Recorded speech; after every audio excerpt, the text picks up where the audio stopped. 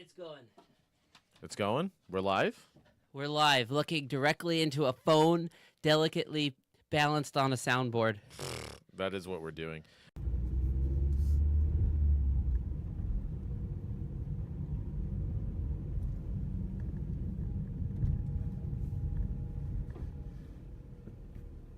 So, welcome back from our hot chocolate beach clean extravaganza. It was a chilly one, but we did pretty well, I think.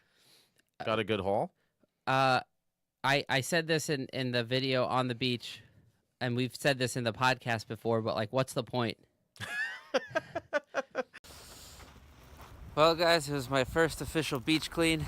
It's pretty cold out here, but you get some good exercise, and you feel a little bit less like a piece of shit afterwards. So the point is, I think we probably picked up about 15 pounds of plastic waste. And again, if you think about it on a local level as opposed to just kind of like throwing your hands up and saying, well, what difference does it make whether or not I go out and clean up garbage? That's still 15 pounds of local waste that, I mean, we talked about that while we were cleaning, how, that messes around with nests and stuff for birds and like sea turtles. And one all of the that things type I of stuff. found was just like a net. It looked like it was like an object designed specifically to trap animals and torture them as they slowly die because they can't, get out and find food. And how could an animal possibly have a problem with this net? I can't see any way in which this could possibly hurt anyone. Yeah. That's the other thought I had. So, like, we saw two, like, dead seagulls. Like, I'm sure seagulls die all the time. And they were just kind of, like, half rotted into the beach. And it has that cool kind of feeling to it where it's like there's the beach and then there's the animals on the beach, and we see them as separate. Hello, birds. What do you think about plastic on the beach? You want to eat it? Yeah. But then the plastic is doing that too, and you have to see like a water bottle that you find that's like half dissolving into so like many, the nothingness of the beach. So many places on the beach too where it's just kind of, it's becoming a tapestry of sand and plastic, and it's really these little pieces that are the problem, where we even took a moment to try to comb through some of it and pick up a lot of those tiny plastic pieces, and you realize that has just become, like you say, part of the environment. This garbage becomes part of the beach. Can't even see this shit. Look at all this. Just becomes part of the environment. Ooh, pretty view. Okay. I was trying to pick up just the little pieces because you realize as you pick them up, all of a sudden that this almost equals maybe one bottle's worth. All right, Joe, we've mostly picked up straws and bottle caps. What can we expect as we head further down the beach? Well, it gets weirder the farther away you get from civilization, aka the parking lot. So as we get down there, there will be a lot more tampons, a lot more Needles and men chopping wood. Yes, lots of sights down there, so it should be exciting.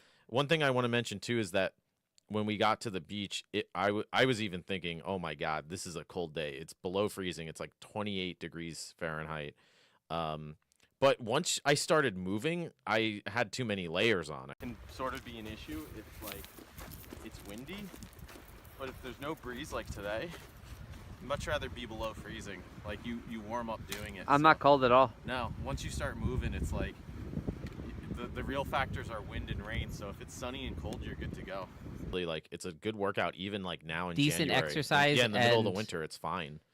It really is something that I feel as if it does give you a sense of peace almost, right? I bet it's even more fun doing it alone, right? Where you're just kind of like walking. Like, I'm thinking next time I do it, like, we'll separate by like we were mostly walking together, but like it's a good way to just kind of walk, and you're seeing the sort of remnants of humanity, like Dunkin' Donuts cups and like chicken containers and yeah. Doritos and tampons and all this shit, mostly straws and bottles. Mostly straws and bottles. don't be that person. If you're going to do anything to improve your life, enjoy a picnic at the beach and clean up your fucking garbage. Or clean up your garbage. It's easy to get angry. Pick up a little bit of someone else's. It's so funny because when we started, you're like, I don't get angry. And then by the end, you're like, yeah, who left this here? Jesus. Well, because you realize how easy it is if everybody just does a little more. And I feel like that's a big problem, too, where people are so busy that they work all day and they get to the weekend or, afternoon or whatever when they go on the beach and they think, oh, this isn't my job. That's not. Yeah, everybody passing us says like, oh, you're doing a really nice thing. We're like, thanks. Well, that was like those one people today who tried to give me garbage and I was just like, nope, no thanks. Like it's like it's not like there's a foreseeable end to the mission.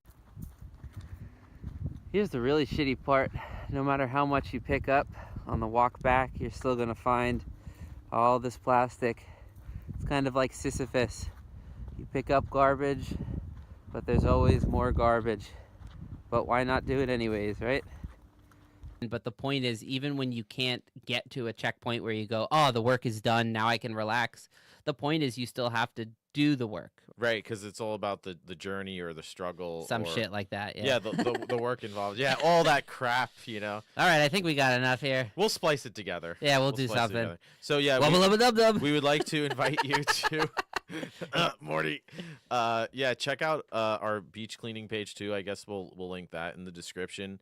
And if you want to be better than people, come join. Well, just try to do something positive. Again, it doesn't have to be beach cleaning. Like, look around you, like in your community, and see what's going on. See what local stuff you can do. And again, there's so many people that I feel like you look on social media and they seem as if they're happy, but then you talk to people and you realize that a lot of people just are unfulfilled. Yeah. I think this type of just doing something unfulfilled. Yeah, doing something productive, even on a very small, almost microscopic, scale. It's better than nothing. You have to actually, I feel like you have to actually also do things, right? Like, I think it's okay to want big changes to happen, but I feel as if you also have to do smaller changes yourself. Well, right? That's the quote I said, I don't even remember when, in a very recent episode.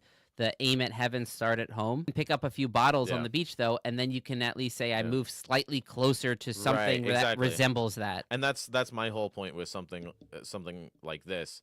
Don't be too hard on yourself in terms of what you can and can't accomplish. Do what you can and just sort of reflect upon that. And I think that's a really good place to start in order to just kind of survive in the chaos of the rest of it, right? Well, maybe we'll see you at the beach next time. Yeah, come on down. Or send us pictures of you cleaning something where you live. I actually like that. That's not bad. Right? Yeah. Like wherever, Twitter, Instagram, Stitcher, Facebook, Tinder, Grindr. On the internet. Hit us up on Tinder or Grindr. Snapchat. I think that might actually happen if we say that. So. Oh, God. Should I hit stop? Please. All right. Thank you. And see you on the beach. Finishing up a beach clean. So we probably got, I would say, at least 10 pounds here. What are we going to do? Go home and roll around in it? We're going to roll around in it. And you thinking about the trash, Joe? That should separate the recyclables from the garbage. The rolling? The rolling, yeah. Cool.